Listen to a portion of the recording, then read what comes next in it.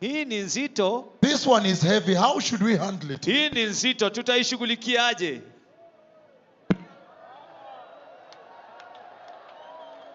Oh my Lord. Mungu wangu. He is independent. Yeye anajitegemea kivyake. He is independent. Yeye anajitegemea. He does not care public opinion. Hahitaji maoni ya watu. He does not say, oh no, you know, these are modern people. Let's find a way how we can it so they acceptability. So they can accept it. No, let's not force it to them. Hasemi hawa ni watu wa kisasa. Wacha tutafute namna ya kuileta ikuwe nyororo kwa sababu hawa ni watu wa kisasa. Pastor, Pastor Principal de Sao Paulo. Mchungaji mkuu wa Sao Paulo. I know you are a senior voice, you are an authority. Najua wewe ni sauti ya nguvu, wewe ni mamlaka fulani.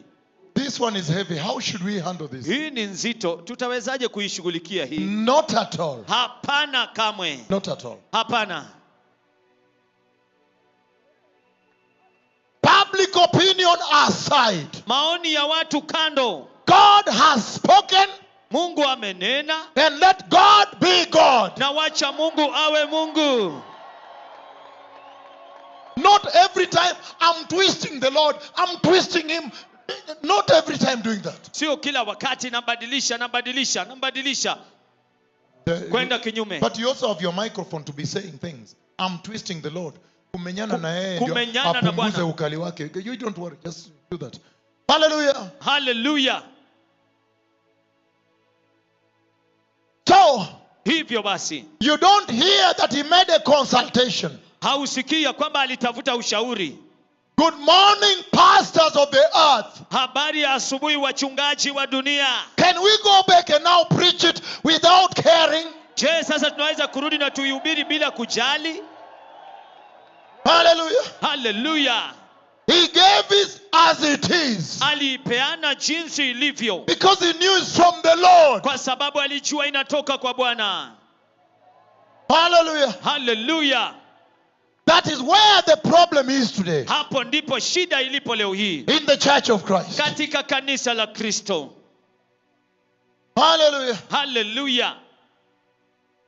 He did not think of ways of take it, write a book and synthesize it a bit.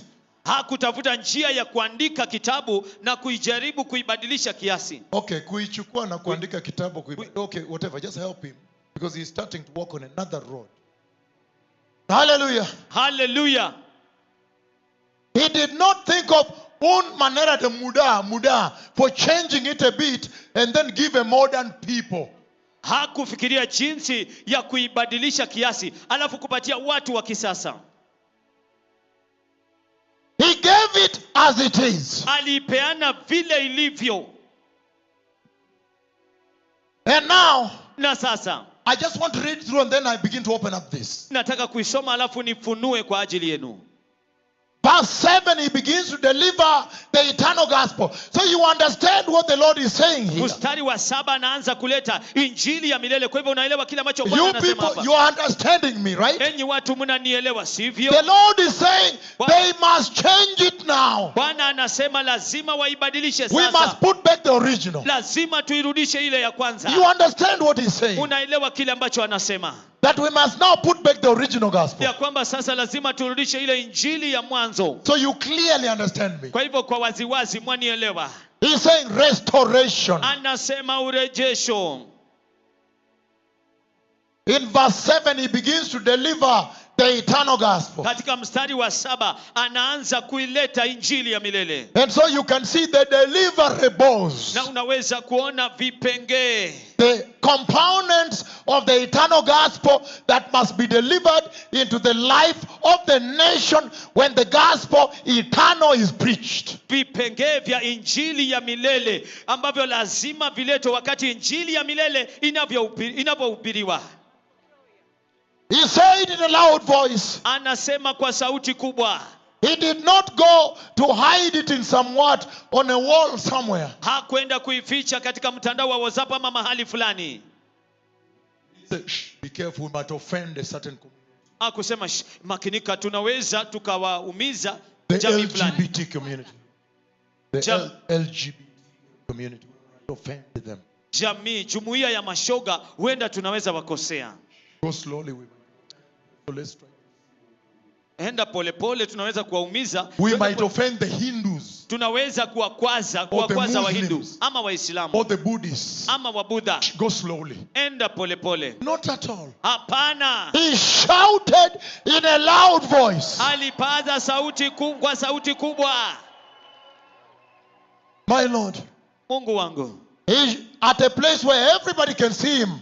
Ako katika mahali ambapo kila mtu anaweza kumuona. And nobody can ignore him. Na hakuna mtu anawezaye kumpuuza. Everybody is now paying attention. Kila mtu sasa amemakinika. Then he shouted aloud. Kisha akapaza kwa sauti kubwa. He said, "Fear God." Akasema, mwogopeni Mungu. Fear God. Mwogopeni Mungu. Yeah. Ndio. Did you hear him say, "God is good. God is good. He wants to bless you"? Did you hear that there? Not at all. Not at all. Je, ulimsikia akisema, Mungu ni mwema. Mungu ni mwema, anataka kukubariki? La, kamwe. Did you see the angel going like this? God is good. All the time. Did you see the angel do that? Je, uliona malaika akisema ya kwamba Mungu ni mwema kila wakati? Mungu ni mwema. Je, ulimwona akifanya hivyo? The church must be restored. Kanisa lazima lirejeshwe. Because the one who died for the church is now coming. Kwa sababu yule aliyelifia kanisa sasa anarudi.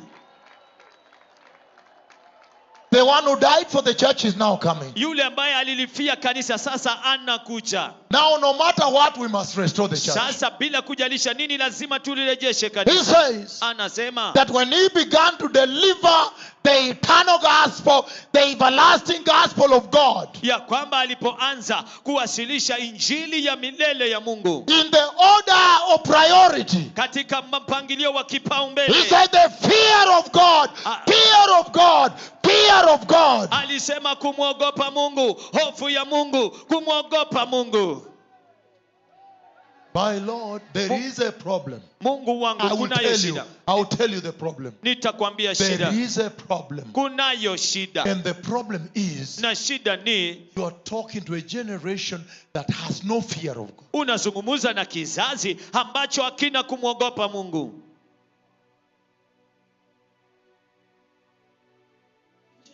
Where if you tell a child, "Mommy, stop touching those candies in the supermarket. We are not buying the chocolate today."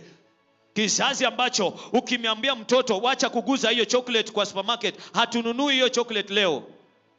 He has taken a chocolate. Tayari ameshachukua hiyo chocolate. And he said, "Mommy, no, don't touch that. We are not buying chocolate today." Unamwambia, mami, usiguze, hatununui chocolate leo. No, mommy, if you chap me, I'll call the police. Mami, ukinichapa nitaita polisi. That is the generation we are talking about. Hicho ndicho kizazi ambacho tunazungumzia kukihusu.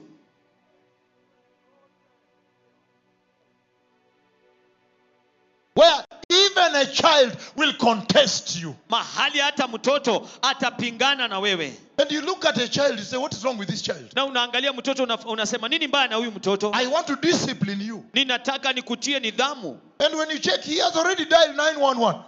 Na unapochunguza tayari amepiga 99, amebonyeza bonyeza. Kumbe walifunzwa shule. Kumbe walifunzwa shuleni. And the child welfare have come welfare. Na sasa masuala ya kushughulikia watoto sasa imekuja. And they take away the child. Na wanamchukua mtoto.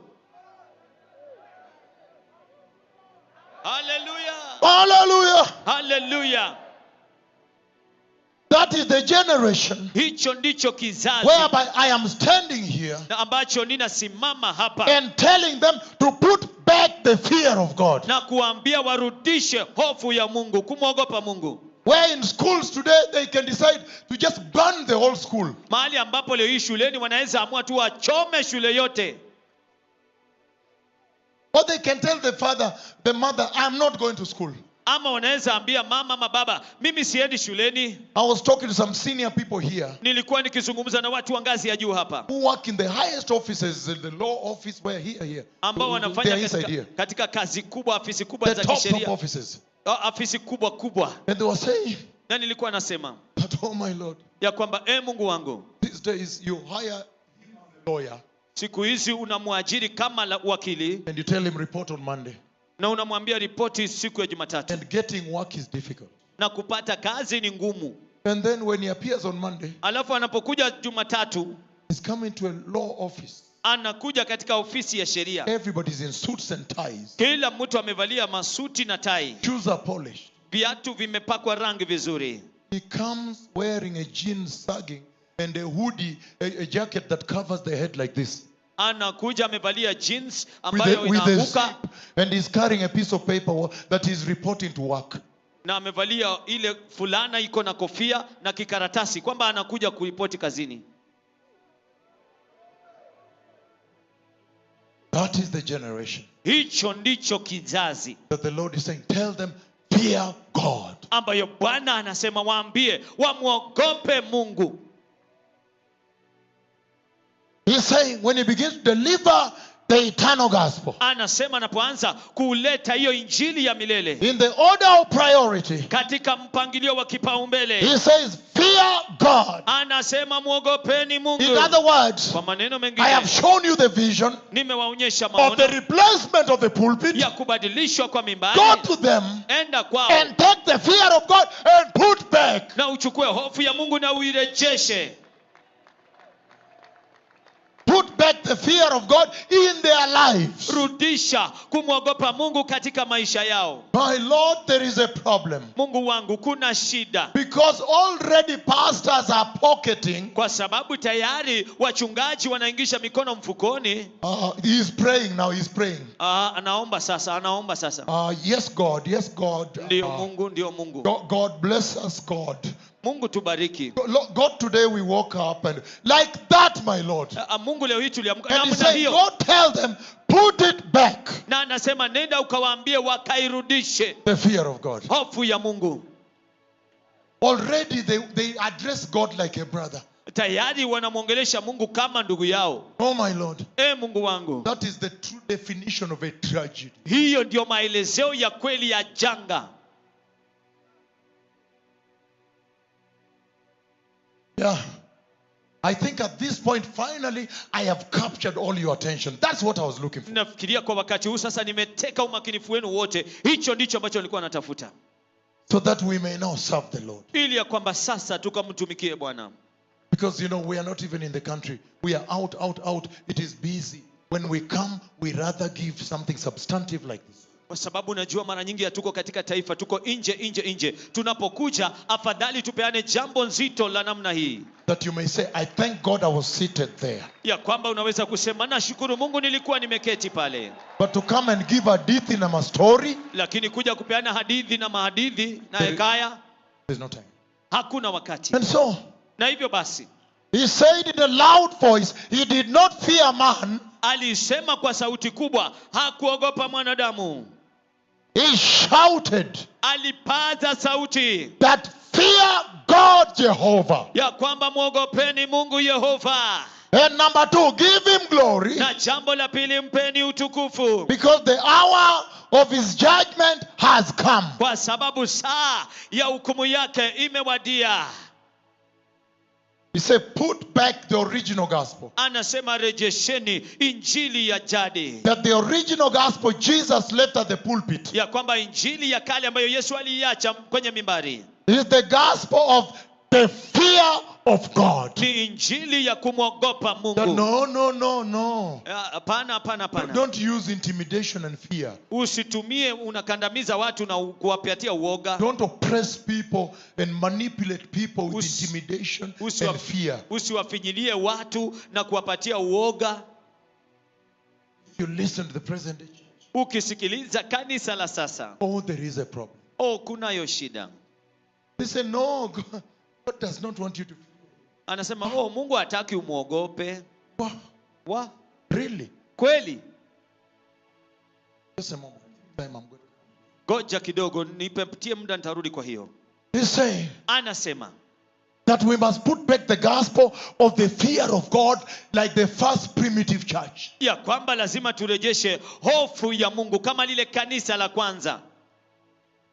Where they feared God. Mahali ambapo waliomwogopa Mungu. Today women don't fear God. Leo hii wanawake hawamwogopi Mungu. If you see the way they appear nude, naked before the Lord, ukiona jinsi ambavyo wanaenda mbele ya Bwana wakiwa uchi, you ask, really you dress like this coming to God, coming to church, really? Unauliza, kweli kwa kweli kabisa ulivaa hivi ukikuja kwa kanisa? You really dressed like this and looked at yourself in the mirror and said you are going to God, you are going to the house of the Lord? Kweli kabisa ukavaa namna hiyo ukajiangalia kwa kioo na ukasema unaenda kwa Mungu, unaenda kwa nyumba ya Mungu?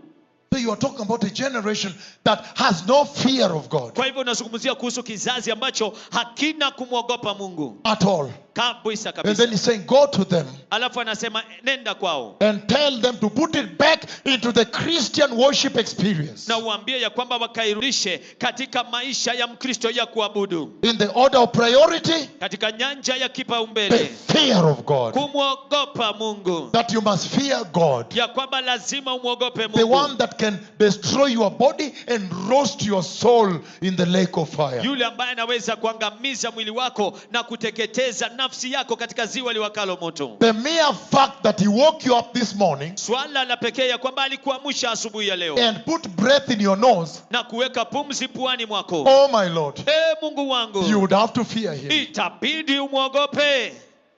He gives life. Anapeana uzima. He's not your brother. Yeye sio ndugu yako. Hallelujah. Hallelujah. Oh yes. Oh ndio. I know now you are going home with a message. Najua sasa mnaenda nyumbani na ujumbe. And there are going to be changes in the church globally. Na kunaenda kuwa na mabadiliko katika kanisa kote ulimwenguni. There is going to be a new brand of pastors preparing the church for the coming of the king. Kunaenda kuwa na kitengo kipya cha wachungaji wanaoandaa kanisa kwa ajili ya mfalme ajaye. And they are not going to care about anybody else. Hawataenda kujali kumhusu mtu mwingine yeyote. They are only going to care about he that died for the church. Wataenda kujali kumhusu yeye aliyelifia kanisa. He said the fear of God. Anasema kumwogopa Mungu. And give him glory. Na kumpatia utukufu. And he's saying, na anasema, if you just consider what Jesus has done until now, ukizingatia tu kile ambacho Yesu ametenda hadi sasa, the fact that he is God, swala kwamba yeye ni Mungu, and yet he came all the way from heaven, na ili hali alitoka kote toka mbinguni. he is the same yesterday, today and forever. Yeye ni yule jana, leo, kesho na hata milele. And he is the image of the invisible God. Na yeye ndiye umbo ya Mungu asiyeonekana. He enjoys the supremacy of God. Anafurahia ule ukuu wa Mungu. And then he came and died for us on the cross. Na akaja akatufia msalabani. And he defeated death, and he stepped on it, and he resurrected. Na akashinda kifo, akakanyaga juu ya kifo, na that if you consider that alone, na ikiwa utazingatia hiyo peke yake, you must give him glory. Lazima umpatie utukufu. Oh yes. Oh ndio. If you consider just what he has achieved until now, ukizingatia tu kile ambayo ameafikia kufikia sasa, if you consider, ikiwa utazingatia that he defeated death, ya kwamba alishinda mauti, he said, you must give him glory. Lazima umpatie utukufu. You must give him glory. Lazima umpatie utukufu. I have not yet talked about walking on water, calming the storm, feeding thousands of people. I have not. Sijazungumzia kuhusu kutembea juu ya maji. I can add those things. Kutuliza dhoruba, walking on water. Kutembea juu ya maji. My God is mighty. Bwana wangu ni mkuu. Feeding thousands of people with bread. Akiwalisha maelfu ya watu na mkate. And these days he's feeding billions. Look at how many are seated here. Na siku hizi anawalisha mabilioni. Angalia ni wangapi ambao wameketi hapa. When you consider that, unapozingatia hiyo, you must give him glory. Lazima umpatie utukufu. If you consider that he resurrected Lazarus, ukizingatia ya kwamba alimfufua Lazaro, the body is like a fluid. Mwili ulikuwa kama maji, rotten, umeoza, fluid, ukiwa maji. And he called it back. Na akamuita karudi. And the cells went back. Na nafsi karudi. Hallelujah. Hallelujah. Give him glory. Mupatie utukufu. He calmed the storm. alituliza dhoruba. He told it, be calm. Akaiambia wewe tulia. And the storm obeyed. Na dhoruba ikatii. Hallelujah. Hallelujah. Oh yes. Oh ndio. He's saying we go back to Uganda. Anasema turudi Uganda. And put back this gospel. Na turudishe injili hii. So that the country may see the kingdom of God. Ili ya kwamba nchi ipate kuona ufalme wa Mungu. Now you are beginning to understand why the massive historic revival in Kenya. Look at what they are feeding on. Sasa unaweza kuanza kuelewa ni kwa nini uvuvio mkubwa kabisa hapa Kenya. Angalia kile ambacho wanakula. Look at what the Kenyan church is feeding on. Angalia kile ambacho kanisa la Kenya linakula. Now you are beginning to understand that this revival is founded on a strong word. Sasa mnaanza kuelewa ya kwamba uvuvio huu umewekezwa misingi yake katika neno nzito, neno la nguvu. Hallelujah. Hallelujah. So you are saying you were lecturing in a theological college. Unasema ulikuwa unafundisha katika chuo cha theolojia. And you people were teaching all the pastors that the miracles ended with Jesus. Na nyie watu mlikuwa mnawafundisha ya kwamba miujiza iliisha na Yesu. We were saying the miracles ended with Jesus and the apostles. And just go home and relax. Just teach the word. Just go home. Hallelujah. Hallelujah. We must put it back. Lazima tuirudishe.